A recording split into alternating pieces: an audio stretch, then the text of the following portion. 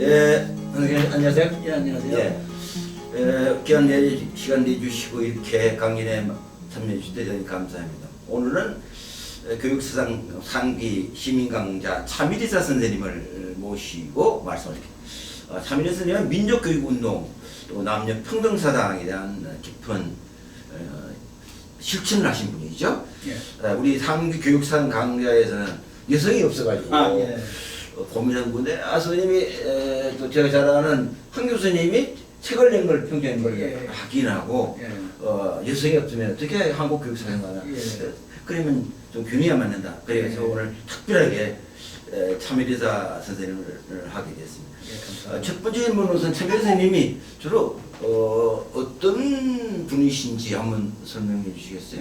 예. 뭐 차미리사 선생이 대중한테 잘 안 알려지신 분이죠. 네. 그래서 우리가 이분을 조금 재정할 필요가 있는데요.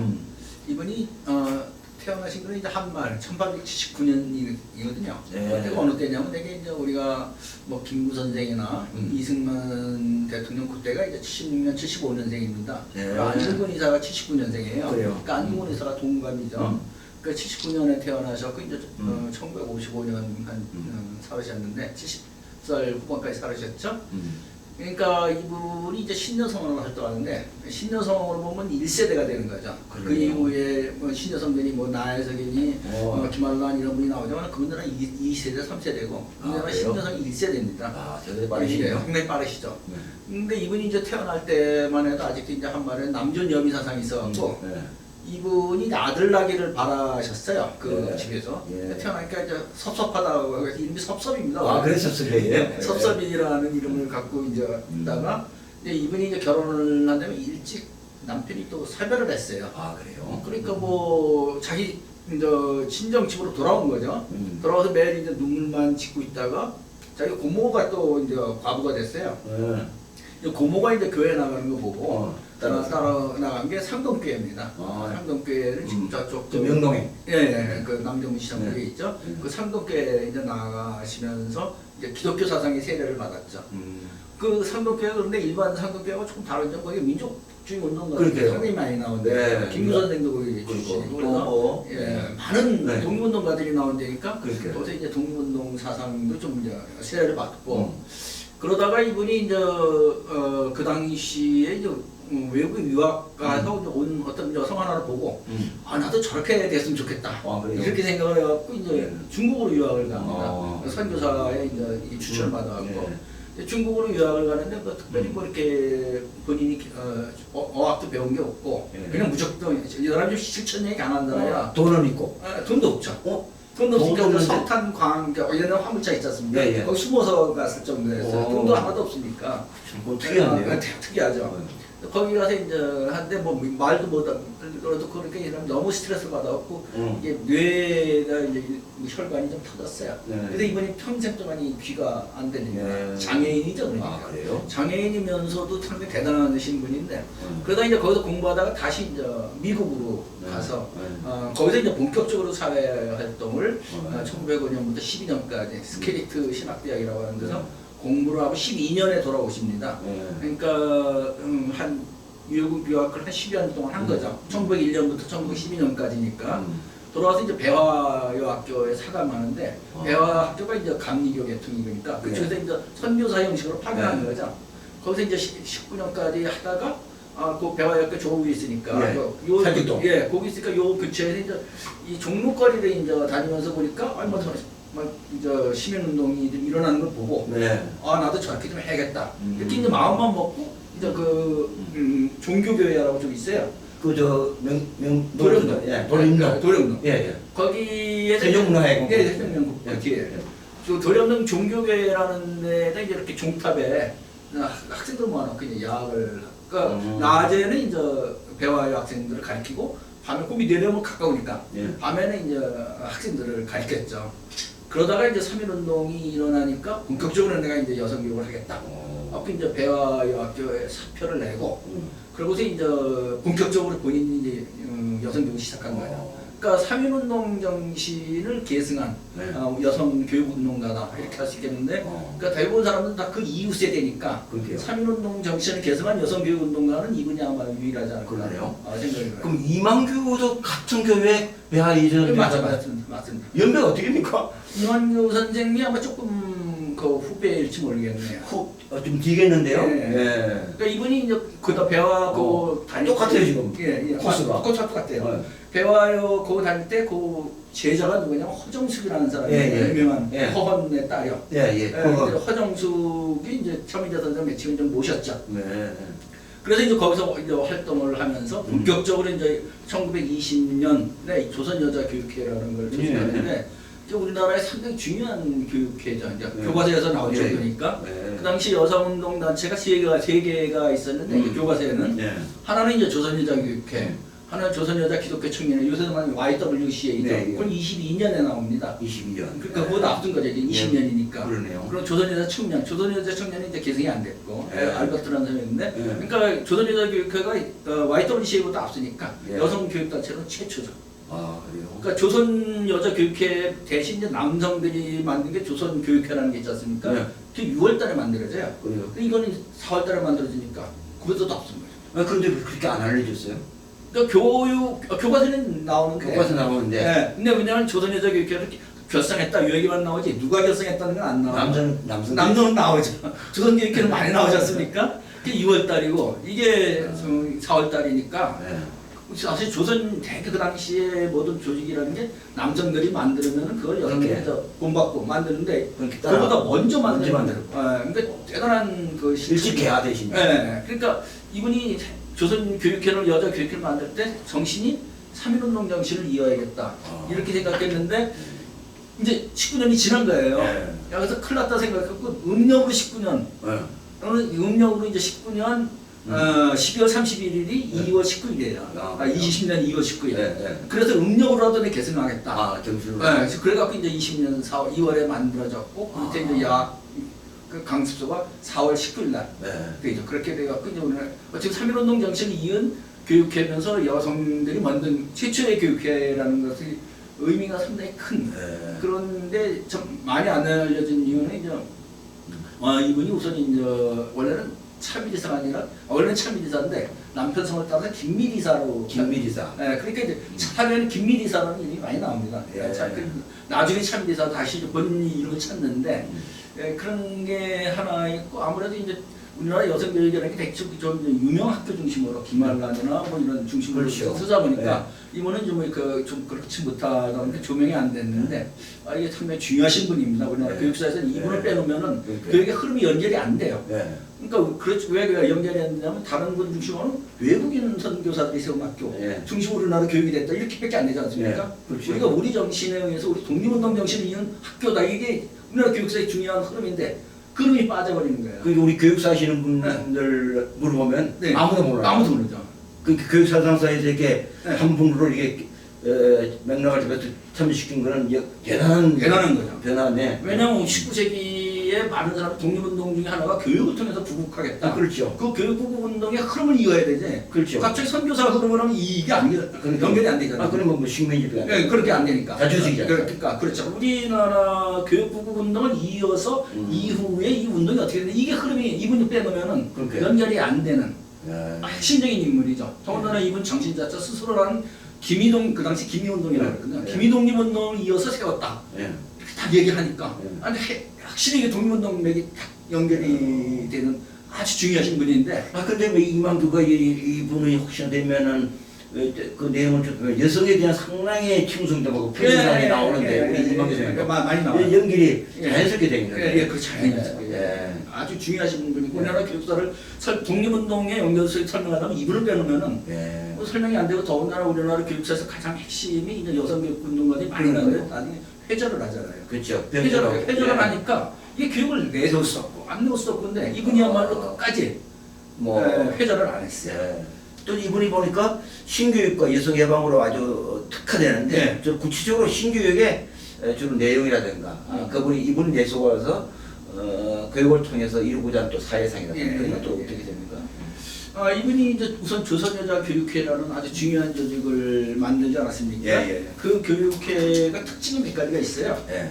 첫 번째는 아까 이제 뭐 남성보다 먼저 조선교육회보다 먼저 세웠다. 이것도 예. 중요하지만 가장 중요한 건 여성이 세웠다는 게 중요합니다. 그 당시 여성이 되게 이제 남성의 유지에 이제 의존하는 형태가 되지 여성이 자기 손에 의해서 그걸 세우는 경우는 거의 드물거든요. 대부분 이제 외국인 선교사들이 와서 네. 여성도 중요하니까 교육을 좀 해봐라 이런 식이지 자기 손에 의해서 세우는 경우는 사실 얼마나 거의 그러니까요. 내가도 그러면 선교사 세워가지고 대부분 그러니까 우리나라 교육사가 이분을 빼놓으면은 대부분 뭐 외국인의 시혜를 받아서 우리나라 여성 교육이 시작됐다 이렇게 설명할 수 없어요. 진짜 민족계 사학이 맞아요. 이분 자기 손으로 3.1운동 정신을 이어서 세웠고 아니 돈이 없는데 어떻게 세웠어요? 그게 이제 사실 특이한데요. 그게 지금 좋은 질문하셨는데 돈이 없잖아요. 예. 그러니까 이분이 어떻게 했냐면 그 당시 이제 이분이 말을 옮겨온 거예요. 그래서 이제 옛날에 강연에 하면 돈을 좀 받은 네. 이게 잘 되는 거를 보고 이게 전국에 돌아다녔어요. 그래요? 네, 전국에 이거 순회 강연, 꽤 우리나라 여성이 좀 나게 전국에 순회 강연을 다녔는데 84일간. 그러니까 저쪽부터 시작해 저기 백두산부터 시작해갖고 심지어는 안동 저기 단동이라고 그러니까 지금 이제 단동. 거기까지 갖고 제주도까지 갔어요. 그만큼. 네, 전국 순회 강연을 84일 동안 돌아다니면서 그 거리수는 만열이라고 그래요. 3천리 세바퀴 온 거죠. 돌아다니면서 이제 순회 강연을 하고 거기서 이제 주머니 돈 쌈짓 돈 모아갖고 학교를 세운 거죠. 그러니까 웅변가네요? 그냥 웅변가요. 이분이 딱 가면 말하면 모든 사람들이 특히 그러고 이분이 교육에 중요한 것은 누구를 교육 대상으로 삼았냐 이게 중요하잖아요. 여성인데 그 중에서도 이제 그 당시 모든 교육은 정년기 여성들이었어요. 네. 정년기 여성들이죠. 다 기독교가 되는 학교는. 근데 이분은 우리나라 여성의 90%가 가정부인이다 이거죠. 그렇게 그분들이 이제 자각이 돼야지. 이 자각이 돼야지 가정도 교육이 되고 이렇게 되지 않습니까? 가정이 돼야지 자식도 자식도 되고. 교육이죠. 그러니까 이 가정부인들을 자각시켜야지 위생생활도 하게 되고 교육에 대해서 가정부인의 주목을 한 거예요. 남편 돌아가시기 때문에. 그렇죠. 그래야 다 묶기가 그렇지 못하죠. 아, 가정부인들을 교육시켜. 왜냐면 그분들이 문맹률이 그 당시 90% 이상 되니까 그러니까요. 이 사람들을 교육시켰겠다. 그러니까. 이게 아주 상당히 중요한 거예요. 네. 어느 누구도 그분 주목을 안 했지 않습니까? 되게 이제 정년기 학생들을 교육시키는 거. 그 정도로 이제 기독교가 좀 세상적으로는 뭐 우파 사파 다르게 두루두루 그렇죠.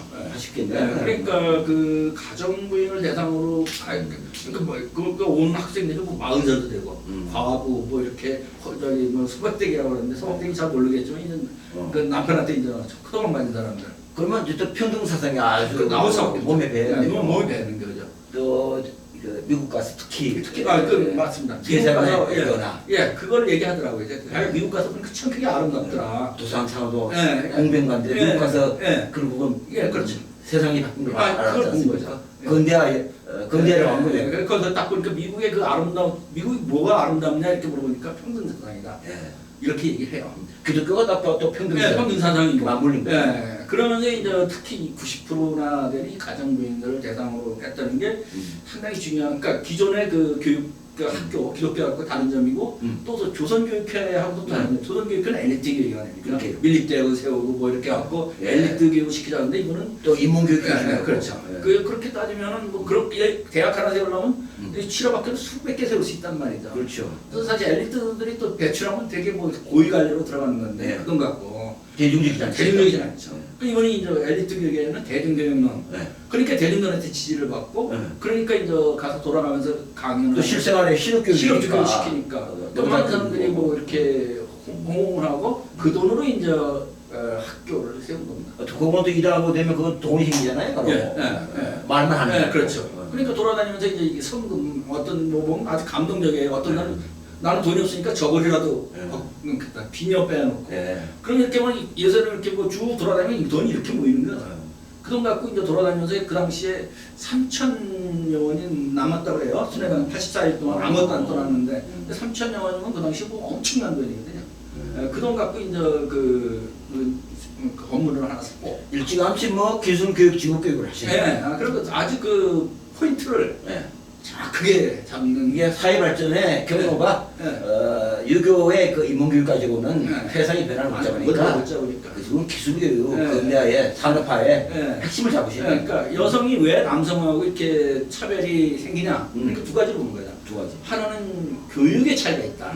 지적 능력의 차이 때문에 남성한테 여성이 저기 눌린다. 그렇죠. 하나 두 번째는 경제적으로 자립을 못한다. 그렇죠. 경제를 잘 못하니까 남성이 계속 이렇게 얽매 그쪽 쫓겨나는 거죠. 그러니까 지적 능력도 있고 경제적으로 자립하면 왜 여성이 남성한테 그렇게 굳이 얽매일 필요가 있겠냐. 네. 그런 생각을 갖고 교육 우선 가가부터 글자를 읽는 것부터 시작해갖고 눈을 뜨게 해갖고 그래서 이제 잡지까지 만들어요 이번에. 네. 그다음에 잡지 모임도 하고 우리나라 여자 실론이라는 그 상당히 오래된 잡지인가 여자 실론도 만들고. 그러니까 이번에 교육이라는 것은 뭐 누구한테 이렇게 도움을 받아서 한 게 아니고 자립적으로 했고 그것도 여성 중심이 됐고 그러면서 그 지원을 받기 위해서 대개인 3.1운동 직후에 이제 많은 교육단체들이 청년단체들이 엄청 많이 만들어지는데 대부분 한 2, 3년 지나면 이게 시들해지는데 이번은 대중과 호흡하니까 대중의 지를 받으니까 계속 그렇게 확장하고 발전하는 거죠. 그래서 이제 그 당시에 하는 얘기가 우리 사회에 기정이 있다고 하면은 3.1 사회 그 교육운동이나 이런 얘기가 돼요.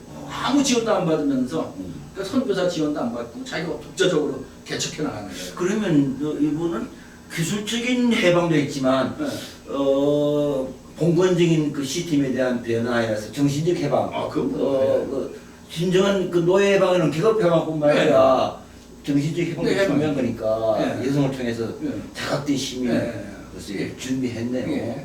그러니까 이분이 그 나이에 왔고 교훈이 뭐냐면 살때 내 생명을 살아라요.